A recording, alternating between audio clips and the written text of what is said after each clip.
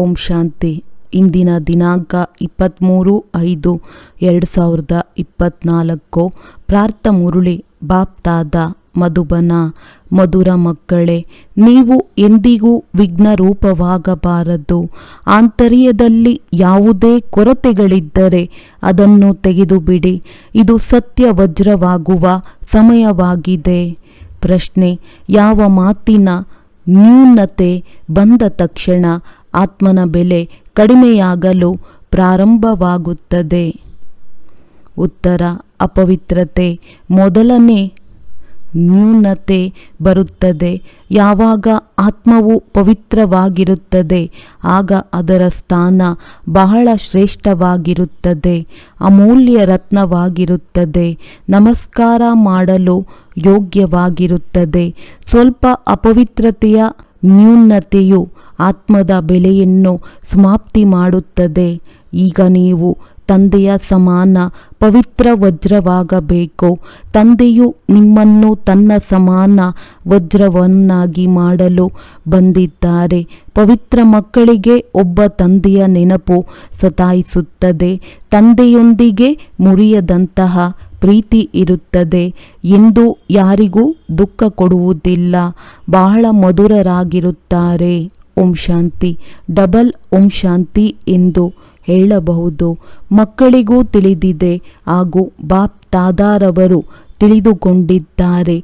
ನಾನಾತ್ಮ ಶಾಂತ ಸ್ವರೂಪನಾಗಿದ್ದೇನೆ ಎನ್ನುವುದು ಓಂ ಶಾಂತಿಯ ಅರ್ಥವಾಗಿದೆ.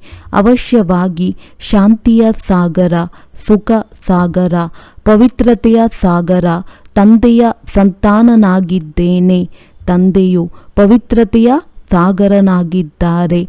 ಪವಿತ್ರವಾಗುವುದರಲ್ಲಿ ಮನುಷ್ಯರಿಗೆ ಕಷ್ಟವೆನಿಸುತ್ತದೆ ಹಾಗೂ ಪವಿತ್ರವಾಗುವುದರಲ್ಲಿ ಬಹಳ ಸ್ಥಾನಮಾನವಿದೆ. ಪ್ರತಿಯೊಂದು ಮಗುವು ತಿಳಿದುಕೊಂಡಿದ್ದಾರೆ. ಇದರಿಂದ ನಮ್ಮ ಸ್ಥಾನ ವೃದ್ಧಿಯಾಗುತ್ತಿದೆ. ಈಗ ನಾವು ಸಂಪೂರ್ಣರಾಗಿಲ್ಲ. ಕೆಲವರಲ್ಲಿ ಒಂದು ಪ್ರಕಾರದ, ಇನ್ನು ಕೆಲವರಲ್ಲಿ ಇನ್ನೊಂದು ಪ್ರಕಾರದ ನ್ಯೂನತೆ ಪವಿತ್ರತೆ ಹಾಗೂ ಯೋಗದಲ್ಲಿ ಅವಶ್ಯವಾಗಿ ಇದೆ. ದೇಹಾಭಿಮಾನದಲ್ಲಿ ಬರುವುದರಿಂದಲೇ ನ್ಯೂನತೆ ಇರುತ್ತದೆ. ಕೆಲವರಲ್ಲಿ ಹೆಚ್ಚು, ಕೆಲವರಲ್ಲಿ ಕಡಿಮೆ ನ್ಯೂನತೆಗಳಿರುತ್ತವೆ. ಭಿನ್ನ ಭಿನ್ನವಾಗಿರುವ ವಜ್ರಗಳಿರುತ್ತವೆ. ಅದನ್ನು ಮತ್ತೆ ಮ್ಯಾಗ್ನಿಫೈ ಗ್ಲಾಸ್, ಭೂತ ಕನ್ನಡಿ ಗ್ಲಾಸ್ನಿಂದ ನೋಡಲಾಗುತ್ತದೆ. ಹೇಗೆ ತಂದೆಯು ಆತ್ಮರಿಗೆ ತಿಳಿಸುತ್ತಾರೆಯೋ ಹಾಗೆಯೇ ಆತ್ಮರು ಮಕ್ಕಳಿಗೆ ಸಹ ತಿಳಿದುಕೊಳ್ಳಬೇಕಾಗುತ್ತದೆ. ಇದು ರತ್ನವಾಗಿದೆಯಲ್ಲವೇ? ರತ್ನಗಳೇ ನಮಸ್ತೆಗೆ ಯೋಗ್ಯವಾಗಿರುತ್ತದೆ. ಮುತ್ತು, ಮಾಣಿಕ್ಯ, ಪುಕರಾಜ ಮುಂತಾದವುಗಳೆಲ್ಲವೂ ನಮಸ್ತೆಗೆ ಯೋಗ್ಯವಾಗಿದೆ. ಆದ್ದರಿಂದ ವಿಭಿನ್ನವಾಗಿರುವ ರತ್ನಗಳನ್ನು ಹಾಕಿರುತ್ತಾರೆ. ನಂಬರ್ವಾರ್ ಪುರುಷಾರ್ಥದನುಸಾರ ಇದೆಯಲ್ಲವೇ? ಬೇಅದ್ದಿನ ತಂದೆಯು ಅವಿನಾಶಿ ಜ್ಞಾನರತ್ನಗಳ ವ್ಯಾಪಾರಿಯಾಗಿದ್ದಾರೆಂದು ಮಕ್ಕಳು ತಿಳಿದಿದ್ದಾರೆ. ವ್ಯಾಪಾರಿ ಎಂದು ಅವರಿಗೆ ಅವಶ್ಯವಾಗಿ ಹೇಳುತ್ತಾರೆ. ಜ್ಞಾನರತ್ನಗಳನ್ನು ಕೊಡುತ್ತಾರಲ್ಲವೇ? ನಂತರ ಅವರ ರಥವು ವಜ್ರದ ವ್ಯಾಪಾರಿಯಾಗಿದ್ದಾರೆ. ಅವರು ರತ್ನಗಳ ಬೆಲೆಯನ್ನು ತಿಳಿದುಕೊಂಡಿದ್ದಾರೆ. ವಜ್ರಗಳನ್ನು ಬಹಳ ಚೆನ್ನಾಗಿ ಮ್ಯಾಗ್ನಿಫೈ ಗ್ಲಾಸ್ನಲ್ಲಿ ನೋಡಲಾಗುತ್ತದೆ. ಇದರಲ್ಲಿ ಎಷ್ಟು ನ್ಯೂನತೆ ಇದೆ! ಇದು ಎಂತಹ ರತ್ನವಾಗಿದೆ! ಎಲ್ಲಿಯವರೆಗೆ ಸೇವಾದಾರಿಯಾಗಿದ್ದಾರೆ ಎಂದು ರತ್ನಗಳನ್ನು ನೋಡಲು ಮನಸ್ಸಾಗುತ್ತದೆ. ಒಳ್ಳೆಯ ರತ್ನಗಳಾದರೆ ಅವನ್ನು ಪ್ರೀತಿಯಿಂದ ನೋಡುತ್ತಾರೆ. ಇವು ಬಹಳ ಚೆನ್ನಾಗಿದೆ. ಇವನ್ನು ಚಿನ್ನದ ಡಬ್ಬಿಯಲ್ಲಿಡುವುದಿಲ್ಲ. ಇಲ್ಲಿಯೂ ಸಹ ಅದೇ ವಿಧವಾಗಿ ಬೇಅದ್ದಿನ ರತ್ನಗಳು ಆಗುತ್ತಾರೆ. ಪ್ರತಿಯೊಬ್ಬರೂ ನಾನು ಎಂತಹ ವಜ್ರವಾಗಿದ್ದೇನೆಂದು ತಮ್ಮ ಮನಸ್ಸಿನಿಂದ ತಿಳಿದುಕೊಳ್ಳುತ್ತಾರೆ. ನಮ್ಮಲ್ಲಿ ಯಾವುದೇ ಬಲಹೀನತೆ ಇಲ್ಲವೇ? ಹೇಗೆ ವಜ್ರಗಳನ್ನು ಬಹಳ ಚೆನ್ನಾಗಿ ನೋಡಲಾಗುತ್ತದೆ ಹಾಗೆಯೇ ಇಲ್ಲಿ ಪ್ರತಿಯೊಬ್ಬರನ್ನು ನೋಡಲಾಗುತ್ತದೆ. ಚೈತನ್ಯ ರತ್ನಗಳಾಗಿದ್ದೀರೋ ಇಲ್ಲವೇ? ನಾವು ಇಲ್ಲಿಯವರೆಗೆ ಸಬ್ಜುಪರಿ ನೀಲಂಪರಿ ಆಗಿದ್ದೇವೆಂದು ಪ್ರತಿಯೊಬ್ಬರು ತಮ್ಮನ್ನು ತಾವು ನೋಡಿಕೊಳ್ಳಬೇಕು. ಹೇಗೆ ಹೂಗಳಲ್ಲಿ ಕೆಲವು ಸದಾ ಗುಲಾಬಿ, ಕೆಲವು ಗುಲಾಬಿ, ಕೆಲವು ಹೇಗೋ ಇರುತ್ತವೆ, ನಿಮ್ಮಲ್ಲಿಯೂ ನಂಬರ್ ವಾರ್ ಇದ್ದಾರೆ. ಪ್ರತಿಯೊಬ್ಬರನ್ನು ಬಹಳ ಚೆನ್ನಾಗಿ ತಿಳಿದುಕೊಳ್ಳಬಹುದು. ಇಡೀ ದಿನದಲ್ಲಿ ನಾವು ಏನು ಮಾಡಿದೆವೆಂದು ನೋಡಿಕೊಳ್ಳಿ. ತಂದೆಯನ್ನು ಎಷ್ಟು ನೆನಪು ಮಾಡಿದೆವು? ಗೃಹಸ್ಥ ವ್ಯವಹಾರದಲ್ಲಿದ್ದು ತಂದೆಯನ್ನು ನೆನಪು ಮಾಡಬೇಕೆಂದು ತಂದೆಯು ತಿಳಿಸುತ್ತಾರೆ. ತಂದೆಯು ನಾರದನಿಗೆ ನಿಮ್ಮ ಮುಖವನ್ನು ನೋಡಿಕೋ ಎಂದು ಹೇಳಿದರು. ಇದು ಒಂದು ಉದಾಹರಣೆಯಾಗಿದೆ. ನೀವು ಮಕ್ಕಳು ಒಬ್ಬೊಬ್ಬರು ತಮ್ಮನ್ನು ಬಹಳ ಚೆನ್ನಾಗಿ ನೋಡಿಕೊಳ್ಳಬೇಕು, ಪರಿಶೀಲನೆ ಮಾಡಿಕೊಳ್ಳಬೇಕು. ಯಾವ ತಂದೆಯಿಂದ ನಾವು ವಜ್ರ ಸಮಾನ ಆಗುತ್ತಿದ್ದೇವೆಯೋ ಆ ತಂದೆಯ ಜೊತೆ ಎಷ್ಟು ಪ್ರೀತಿ ಇದೆ. ಬೇರೆ ಕಡೆ ತಮ್ಮ ವೃತ್ತಿಯು ಹೋಗುವುದಿಲ್ಲವೇ? ನನ್ನ ದೈವಿ ಸ್ವಭಾವ ಎಷ್ಟಿದೆ? ಮನುಷ್ಯರಿಗೆ ಸ್ವಭಾವವು ಬಹಳ ಸತಾಯಿಸುತ್ತದೆ. ಪ್ರತಿಯೊಬ್ಬರಿಗೂ ಮೂರನೆಯ ನೇತ್ರವು ಸಿಕ್ಕಿದೆ. ಅದರಿಂದ ನಮ್ಮನ್ನು ನಾವು ಪರಿಶೀಲನೆ ಮಾಡಿಕೊಳ್ಳಬೇಕು. ನಾನು ತಂದೆಯ ನೆನಪಿನಲ್ಲಿ ಎಷ್ಟು ಸಮಯ ಇರುತ್ತೇನೆ? ನನ್ನ ನೆನಪು ಅವರಿಗೆ ಎಷ್ಟು ತಲುಪುತ್ತದೆ? ಅವರ ನೆನಪಿನಲ್ಲಿದ್ದು ಒಮ್ಮೆಯೇ ರೋಮಾಂಚನವಾಗಬೇಕು. ಆದರೆ ಸ್ವಯಂ ತಂದೆಯೇ ತಿಳಿಸುತ್ತಾರೆ, ಮಾಯೆಯ ವಿಘ್ನವು ಖುಷಿಯಲ್ಲಿ ಬರಲು ಬಿಡುವುದಿಲ್ಲ. ನಾವೀಗ ಪುರುಷಾರ್ಥಿಗಳಾಗಿದ್ದೇವೆಂದು ಮಕ್ಕಳಿಗೆ ಗೊತ್ತಿದೆ. ಫಲಿತಾಂಶವಂತೂ ಕೊನೆಯಲ್ಲಿ ತಿಳಿಯುತ್ತದೆ. ನಮ್ಮನ್ನು ನಾವು ಪರಿಶೀಲನೆ ಮಾಡಿಕೊಳ್ಳಬೇಕು. ಕೊರತೆಗಳನ್ನು ನೀವು ಈಗಲೇ ತೆಗೆಯಬಹುದು. ಸಂಪೂರ್ಣ ಪವಿತ್ರ ವಜ್ರವಾಗಬೇಕು. ಒಂದು ವೇಳೆ ಸ್ವಲ್ಪ ನ್ಯೂನತೆ ಇದ್ದರೆ ನಮ್ಮ ಬೆಲೆ ಕಡಿಮೆಯಾಗುತ್ತಿದೆ ಎಂದು ತಿಳಿದುಕೊಳ್ಳುತ್ತಾರೆ. ಆತ್ಮವು ರತ್ನವಾಗಿದೆ ಎಲ್ಲವೇ? ತಂದೆಯು ತಿಳಿಸುತ್ತಾರೆ, ಮಕ್ಕಳೇ, ಸದಾ ಪವಿತ್ರ ಬೆಲೆಯುಳ್ಳ ವಜ್ರವಾಗಬೇಕಾಗಿದೆ. ಹೀಗೆ ಪುರುಷಾರ್ಥ ಮಾಡಿಸಲು ಭಿನ್ನ ಭಿನ್ನ ರೀತಿಯಾಗಿ ತಂದೆಯು ತಿಳಿಸುತ್ತಾರೆ. ಇಂದು ಯೋಗದ ಸಮಯದ ಮಧ್ಯದಲ್ಲಿ ಬಾಪ್ ದಾದಾರವರು ಗದ್ದುಗೆಯಿಂದ ಇಳಿದು ಸಭೆಯಲ್ಲಿ ಮಧ್ಯದಲ್ಲಿ ಸುತ್ತು ಹಾಕಿ ಒಂದೊಂದು ಮಗುವಿನೊಂದಿಗೆ ನಯನಗಳಿಂದ ಮಿಲನ ಮಾಡುತ್ತಿದ್ದರು. ಇಂದು ತಂದೆಯು ಸಭೆಯ ಮಧ್ಯದಲ್ಲಿ ಏಕೆ ಹೇಳಬೇಕಾಯಿತು? ಯಾರ್ಯಾರು ಸೇವಾದಾರಿ ಮಕ್ಕಳಿದ್ದಾರೆಂದು ನೋಡಲು. ಏಕೆಂದರೆ ಒಬ್ಬೊಬ್ಬರು ಒಂದೊಂದು ಕಡೆ ಕುಳಿತಿರುತ್ತಾರೆ.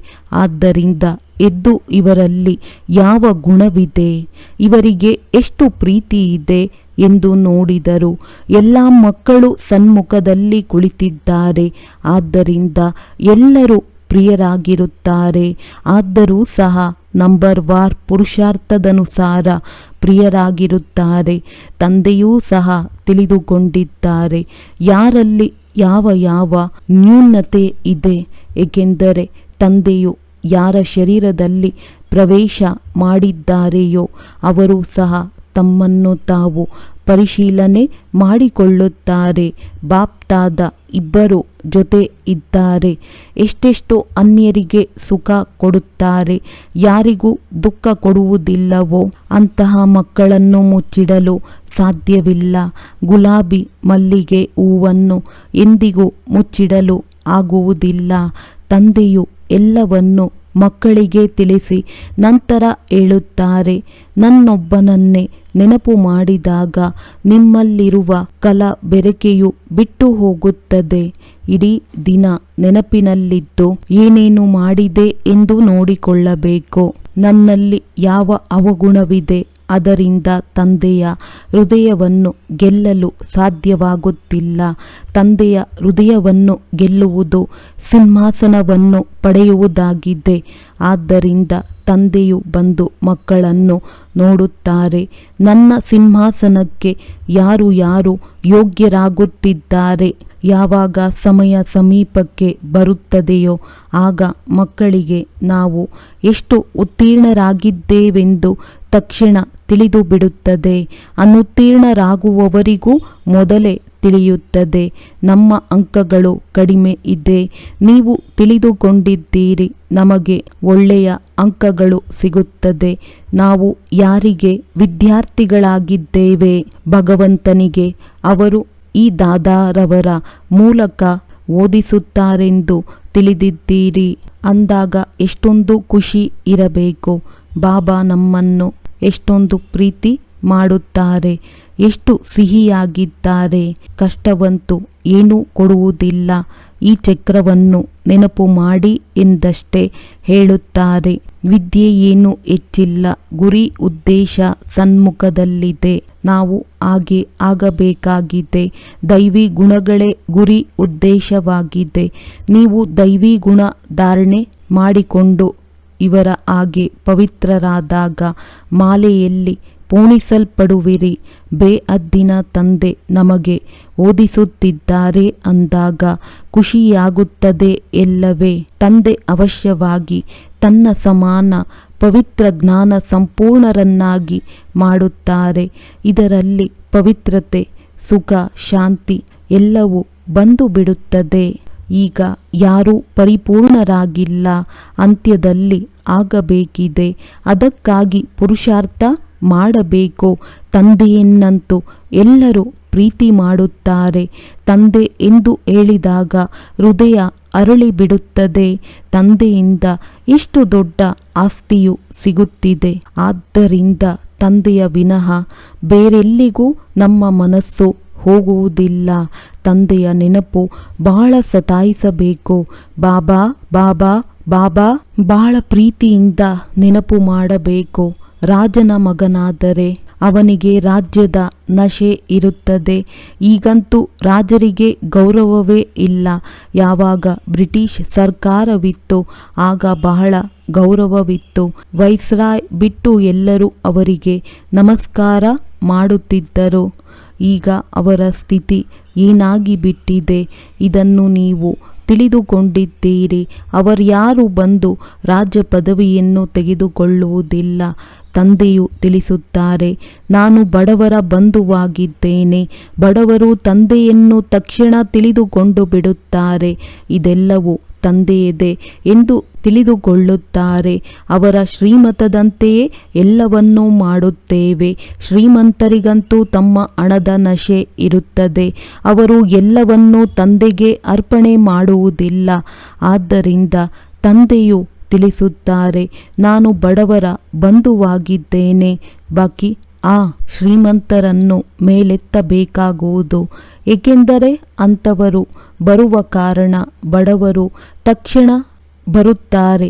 ಗಣ್ಯ ವ್ಯಕ್ತಿಗಳು ಬರುವ ಕಾರಣ ಬಡವರು ಬಂದು ಬಿಡುತ್ತಾರೆ.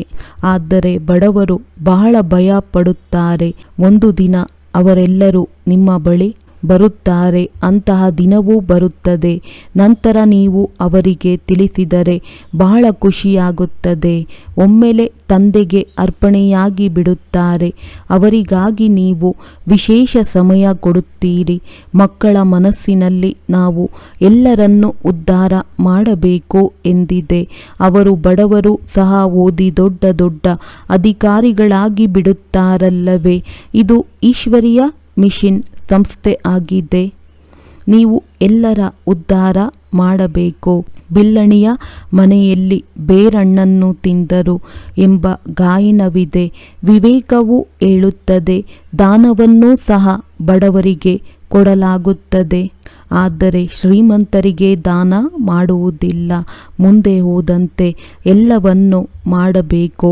ಆದರೆ ಇದರಲ್ಲಿ ಯೋಗ ಬಲ ಬೇಕಾಗಿದೆ. ಯೋಗ ಬಲದಿಂದ ಆಕರ್ಷಣೆಯಾಗುತ್ತದೆ. ಯೋಗ ಬಲ ಕಡಿಮೆ ಇರಲು ದೇಹಾಭಿಮಾನವೇ ಕಾರಣವಾಗಿದೆ. ಪ್ರತಿಯೊಬ್ಬರೂ ತಮ್ಮ ಮನಸ್ಸನ್ನು ಕೇಳಿಕೊಳ್ಳಿ. ತಂದೆಯನ್ನು ಎಷ್ಟು ನೆನಪು ಮಾಡುತ್ತೇವೆ.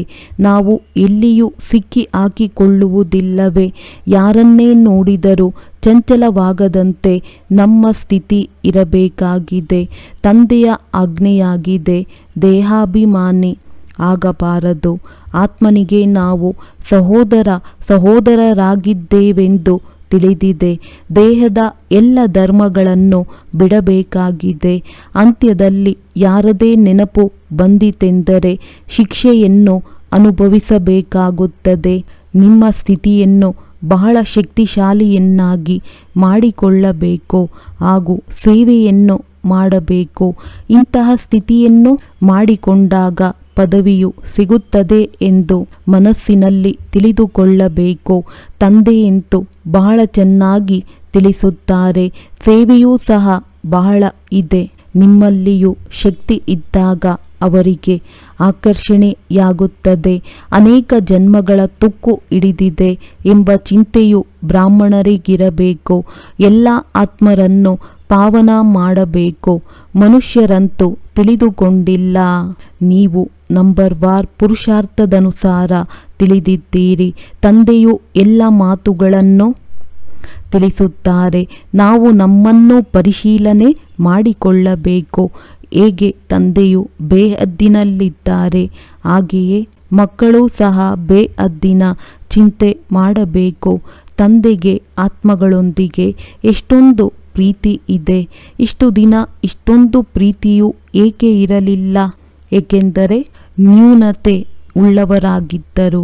ಪತಿತ ಆತ್ಮರನ್ನು ಏನು ಪ್ರೀತಿ ಮಾಡುತ್ತೀರಿ? ಈಗಂತೂ ತಂದೆಯು ಎಲ್ಲರನ್ನೂ ಪತಿತರಿಂದ ಪಾವನರನ್ನಾಗಿ ಮಾಡಲು ಬಂದಿದ್ದಾರೆ. ಆದ್ದರಿಂದ ಅವಶ್ಯವಾಗಿ ಲವ್ಲಿ ಆಗಬೇಕು. ತಂದೆಯು ಅತಿ ಪ್ರಿಯರಾಗಿದ್ದಾರೆ. ಮಕ್ಕಳನ್ನು ತುಂಬ ಆಕರ್ಷಣೆ ಮಾಡುತ್ತಾರೆ. ದಿನೇ ದಿನೇ ಎಷ್ಟೊಂದು ಪವಿತ್ರರಾಗುತ್ತಾ ಹೋಗುತ್ತೀರಿ. ನಿಮಗೆ ಬಹಳ ಪ್ರೀತಿ ಸಿಗುತ್ತದೆ. ತಂದೆಯಲ್ಲಿ ಬಹಳ ಪ್ರೀತಿ ಇದೆ. ತಂದೆಯ ಪ್ರೀತಿ ಇಷ್ಟೊಂದು ಆಕರ್ಷಣೆ ಮಾಡುತ್ತದೆ. ಅದು ಇಲ್ಲಿರಲು ಬಿಡುವುದಿಲ್ಲ. ನಿಮ್ಮ ಸ್ಥಿತಿಯು ನಂಬರ್ ವಾರ್ ಪುರುಷಾರ್ಥದನುಸಾರ ಹೀಗೆ ಆಗಿಬಿಡುತ್ತದೆ. ಇಲ್ಲಿ ತಂದೆಯನ್ನು ನೀವು ನೋಡುತ್ತಿರುವಂತೆ ಸಾಕು. ನಾನು ಈಗಲೇ ಹೋಗಿ ತಂದೆಯನ್ನು ಮಿಲನ ಮಾಡಬೇಕು. ಇಂತಹ ತಂದೆಯಿಂದ ಎಂದಿಗೂ ದೂರವಾಗಬಾರದು. ಹಾಗೆಯೇ ತಂದೆಗೆ ಮಕ್ಕಳ ಆಕರ್ಷಣೆಯಾಗುತ್ತದೆ. ಈ ಮಗುವಿನದಂತೂ ಚಮತ್ಕಾರವಿದೆ. ಇವರು ಬಹಳ ಸೇವೆ ಮಾಡುತ್ತಾರೆ. ಸ್ವಲ್ಪ ಬಲಹೀನತೆಯೂ ಇದೆ. ಆದರೆ ಸ್ಥಿತಿಗನುಗುಣವಾಗಿ ಸಮಯದಲ್ಲಿ ಸೇವೆಯನ್ನು ಚೆನ್ನಾಗಿ ಮಾಡುತ್ತಾರೆ. ಯಾರಿಗಾದರೂ ದುಃಖ ಕೊಡುವಂತಹ ವ್ಯಕ್ತಿಯ ಹಾಗೆ ಕಾಣುತ್ತಿಲ್ಲ. ಕಾಯಿಲೆ ಮೊದಲಾದವುಗಳು ನಮ್ಮ ಕರ್ಮ ಭೋಗವಾಗಿದೆ. ಸ್ವಯಂ ಸಹ ತಿಳಿದುಕೊಳ್ಳುತ್ತೇವೆ. ಇಲ್ಲಿ ಇರುವ ತನಕ ಒಂದಲ್ಲ ಒಂದು ಆಗುತ್ತಿರುತ್ತದೆ. ಇವರು ತಂದೆಯ ರಥವಾಗಿದ್ದರೂ ಸಹ ಅಂತ್ಯದವರೆಗೂ ಕರ್ಮ ಭೋಗವನ್ನು ಭೋಗಿಸಬೇಕು. ಇವರ ಮೇಲೆ ಆಶೀರ್ವಾದ ಮಾಡಬಹುದಲ್ಲ ಎಂದು ನಿರ್ಣಯ ತೆಗೆದುಕೊಳ್ಳಬಾರದು. ಇವರೂ ಸಹ ಪುರುಷಾರ್ಥವನ್ನು ಮಾಡಬೇಕು. ಆ ರಥವನ್ನು ಕೊಟ್ಟಿರುವ ಕಾರಣ ಅವರನ್ನು ಸ್ವಲ್ಪ ಮುಂದಿಡುತ್ತೇನೆ. ಬಹಳ ಬಂಧನದಲ್ಲಿರುವವರು ಹೇಗೆ ಬರುತ್ತಾರೆ? ಹೇಗೆ ಯುಕ್ತಿಯಿಂದ ಬಿಡುಗಡೆ ಹೊಂದಿ ಬರುತ್ತಾರೆ? ಅವರಿಗೆ ಎಷ್ಟು ಪ್ರೀತಿ ಇರುತ್ತದೆ ಎಂದರೆ ಅಷ್ಟು ಪ್ರೀತಿ ಬೇರೆ ಯಾರಿಗೂ ಇರುವುದಿಲ್ಲ. ಕೆಲವರಿಗಂತೂ ಸ್ವಲ್ಪವೂ ಪ್ರೀತಿ ಇಲ್ಲ. ಆ ಬಂಧನದಲ್ಲಿರುವವರ ಪ್ರೀತಿಯನ್ನು ಯಾರಿಗೂ ಹೋಲಿಸಲು ಸಾಧ್ಯವಿಲ್ಲ. ಬಂಧನದಲ್ಲಿರುವವರ ಯೋಗ ಎಂದೂ ಕಡಿಮೆ ಎಂದು ತಿಳಿಯಬಾರದು. ನೆನಪಿನಲ್ಲಿ ಬಹಳ ಅಳುತ್ತಾರೆ. ಬಾಬಾ, ಓ ಬಾಬಾ, ನಾವು ನಿಮ್ಮೊಂದಿಗೆ ಯಾವಾಗ ಮಿಲನ ಮಾಡುತ್ತೇವೆ? ಬಾಬಾ ವಿಶ್ವದ ಮಾಲೀಕರನ್ನಾಗಿ ಮಾಡುವ ಬಾಬಾ, ನಾವು ನಿಮ್ಮನ್ನು ಹೇಗೆ ಮಿಲನ ಮಾಡುವುದು? ಈ ರೀತಿ ಬಂಧನದಲ್ಲಿರುವವರು ಆನಂದ ಬಾಷ್ಪಗಳನ್ನು ಸುರಿಸುತ್ತಾರೆ. ಅದು ಅವರ ದುಃಖದ ಕಣ್ಣೀರಲ್ಲ, ಅದು ಪ್ರೀತಿಯ ಕಣ್ಣೀರು. ಮುತ್ತುಗಳಾಗಿ ಬಿಡುತ್ತವೆ. ಅಂತಹ ಬಂಧನದಲ್ಲಿರುವವರ ಯೋಗ ಕಡಿಮೆ ಇರುತ್ತದೆ ಏನು? ನೆನಪಿನಲ್ಲಿ ಬಹಳ ಚಡಪಡಿಸುತ್ತಾರೆ. ಓ ಬಾಬಾ, ನಾವು ನಿಮ್ಮ ಜೊತೆ ಯಾವಾಗ ಮಿಲನ ಮಾಡುತ್ತೇವೆ? ಎಲ್ಲರ ದುಃಖವನ್ನು ದೂರ ಮಾಡುವ ತಂದೆಯೇ. ತಂದೆಯು ತಿಳಿಸುತ್ತಾರೆ, ನೀವು ಎಷ್ಟು ಸಮಯ ನೆನಪಿನಲ್ಲಿರುತ್ತೀರಿ ಆಗ ಸೇವೆಯನ್ನು ಮಾಡುತ್ತೀರಿ. ಬಲೆ ಯಾವುದೇ ಬಂಧನದಲ್ಲಿರಬಹುದು, ಸ್ವಯಂ ಸೇವೆ ಮಾಡದೆ ಇರಬಹುದು. ಆದರೆ ನೆನಪಿನಲ್ಲಿಯೇ ಅವರಿಗೆ ಶಕ್ತಿ ಸಿಗುತ್ತದೆ. ನೆನಪಿನಲ್ಲಿಯೇ ಎಲ್ಲವೂ ತುಂಬಿದೆ. ಚಡಪಡಿಸುತ್ತಾರೆ. ಓ ಬಾಬಾ, ನಿಮ್ಮೊಂದಿಗೆ ಮಿಲನ ಮಾಡುವ ಅವಕಾಶ ಯಾವಾಗ ಸಿಗುತ್ತದೆ? ಎಷ್ಟೊಂದು ನೆನಪಿನಲ್ಲಿರುತ್ತಾರೆ. ಮುಂದೆ ಹೋದಂತೆ ದಿನ ಪ್ರತಿದಿನ ನಿಮಗೆ ಬಹಳ ಆಕರ್ಷಣೆಯಾಗುತ್ತಿರುತ್ತದೆ. ಸ್ನಾನ ಮಾಡುತ್ತಾ ಕೆಲಸ ಮಾಡುತ್ತಾ ನೆನಪಿನಲ್ಲಿರುತ್ತೀರಿ. ಓ ಬಾಬಾ, ಬಂಧನ ಸಮಾಪ್ತಿಯಾಗುವ ದಿನ ಯಾವಾಗ ಬರುತ್ತದೆ? ಅಸಹಾಯಕರು ಕೇಳುತ್ತಿರುತ್ತಾರೆ, ಬಾಬಾ ಇವರು ನನಗೆ ಬಹಳ ಕಷ್ಟವನ್ನು ಕೊಡುತ್ತಿರುತ್ತಾರೆ, ಏನು ಮಾಡಲಿ? ಮಕ್ಕಳನ್ನು ಬೈಯಬಹುದೇ? ಪಾಪವಾಗುವುದಿಲ್ಲವೇ? ತಂದೆಯು ತಿಳಿಸುತ್ತಾರೆ, ಇಂದಿನ ಮಕ್ಕಳು ಈ ರೀತಿ ಇದ್ದಾರೆ, ಅದನ್ನು ಕೇಳಲೇಬೇಡಿ. ಕೆಲವರಿಗೆ ಪತಿಯಿಂದ ದುಃಖವಾಗುತ್ತದೆ. ಆಗ ಮನಸ್ಸಿನಲ್ಲಿ ಯೋಚಿಸುತ್ತಾರೆ, ಯಾವಾಗ ಇದರಿಂದ ಬಿಡುಗಡೆಯಾಗಿ ಮುಕ್ತರಾಗಿ ತಂದೆಯೊಂದಿಗೆ ಮಿಲನ ಮಾಡುತ್ತೇವೆ? ಸಾಕು ಬಾಬಾ ಬಾಬಾ ಎಂದು ಹೇಳುತ್ತಿರುತ್ತಾರೆ. ಅಂದಾಗ ಅವರೊಂದಿಗೆ ಆಕರ್ಷಣೆಯಾಗುತ್ತದೆ ಎಲ್ಲವೇ? ಅಬಲೆಯರು ಬಹಳ ಸಹನೆ ಮಾಡಿಕೊಳ್ಳುತ್ತಿರುತ್ತಾರೆ. ತಂದೆಯು ಮಕ್ಕಳಿಗೆ ಧೈರ್ಯ ಕೊಡುತ್ತಾರೆ, ಮಕ್ಕಳೇ ನೀವು ತಂದೆಯನ್ನು ನೆನಪು ಮಾಡುತ್ತೀರಿ, ಆಗ ನಿಮ್ಮ ಬಂಧನಗಳು ಸಮಾಪ್ತಿಯಾಗುತ್ತವೆ. ಒಳ್ಳೆಯದು. ಮಧುರಾತಿ ಮಧುರ ಅಗಲಿ ಹೋಗಿ ಮರಳಿ ಸಿಕ್ಕಿರುವ ಮಕ್ಕಳ ಪ್ರತಿ ಮಾತ್ಪಿತಾ ಬಾಪ್ತಾದಾರವರ ನೆನಪು, ಪ್ರೀತಿ ಹಾಗೂ ಸುಪ್ರಭಾತ. ಆತ್ಮಿಕ ಮಕ್ಕಳಿಗೆ ಆತ್ಮಿಕ ತಂದೆಯ ನಮಸ್ತೆ. ಧಾರಣೆಗಾಗಿ ಮುಖ್ಯ ಸಾರ: ತಮ್ಮನ್ನು ತಾವು ಪರಿಶೀಲನೆ ಮಾಡಿಕೊಳ್ಳಬೇಕು. ನಮ್ಮಲ್ಲಿ ಯಾವುದೇ ಅವಗುಣವಿಲ್ಲವೇ? ನಮ್ಮ ನೆನಪು ತಂದೆಯವರಿಗೆ ಎಷ್ಟು ತಲುಪುತ್ತದೆ? ನಮ್ಮ ಸ್ವಭಾವ ದೈವಿ ಸ್ವಭಾವವಾಗಿದೆಯೇ? ವೃತ್ತಿ ಬೇರೆ ಕಡೆ ಅಲೆದಾಡುವುದಿಲ್ಲವೇ? ತಂದೆಗೆ ಆಕರ್ಷಣೆಯಾಗುವಷ್ಟು ನಾವು ಪ್ರಿಯರಾಗಬೇಕು. ಎಲ್ಲರಿಗೂ ಸುಖ ಕೊಡಬೇಕು. ಪ್ರೀತಿಯಿಂದ ತಂದೆಯನ್ನು ನೆನಪು ಮಾಡಬೇಕು. ವರದಾನ: ಜೊತೆಗಾರನನ್ನು ಸದಾ ಜೊತೆಯಲ್ಲಿಟ್ಟುಕೊಂಡು ಸಹಯೋಗದ ಅನುಭವ ಮಾಡುವಂತಹ ಕಂಬೈನ್ಡ್ ರೂಪಧಾರಿ ಭವ. ಸದಾ ತಾವು ಮತ್ತು ತಂದೆ ಈ ರೀತಿ ಕಂಬೈನ್ಡ್ ಆಗಿರಿ. ಯಾವುದನ್ನು ಯಾರು ಬೇರೆ ಮಾಡಲು ಸಾಧ್ಯವಾಗಬಾರದು. ಎಂದೂ ಸಹ ನಿಮ್ಮನ್ನು ಒಬ್ಬಂಟಿಗರು ಎಂದು ತಿಳಿಯಬೇಡಿ. ಬಾಪ್ತಾದ ಅವಿನಾಶಿ ಜೊತೆ ನಿಭಾಯಿಸುವಂಥವರು ನಿಮ್ಮೆಲ್ಲರ ಜೊತೆಗಾರರಾಗಿದ್ದಾರೆ. ಬಾಬಾ ಎಂದು ಹೇಳಿದೊಡನೆ ಬಾಬಾ ಹಾಜಿರ್ ಆಗಿರುತ್ತಾರೆ. ನಾವು ಬಾಬಾರವರು, ಬಾಬಾ ನಮ್ಮವರು. ಬಾಬಾ ನಿಮ್ಮ ಪ್ರತಿ ಸೇವೆಯಲ್ಲಿ ಸಹಯೋಗ ಕೊಡುವಂಥವರು. ಕೇವಲ ತಮ್ಮ ಕಂಬೈನ್ಡ್ ಸ್ವರೂಪದ ಆತ್ಮೀಯ ನಶೆಯಲ್ಲಿರಿ. ಸ್ಲೋಗನ್: ಸೇವೆ ಮತ್ತು ಸ್ವ ಉನ್ನತಿ ಎರಡರ ಬ್ಯಾಲೆನ್ಸ್ ಇದ್ದಲ್ಲಿ ಸದಾ ಸಫಲತೆ ಸಿಗುತ್ತಿರುವುದು. ಒಳ್ಳೆಯದು. ಓಂ ಶಾಂತಿ.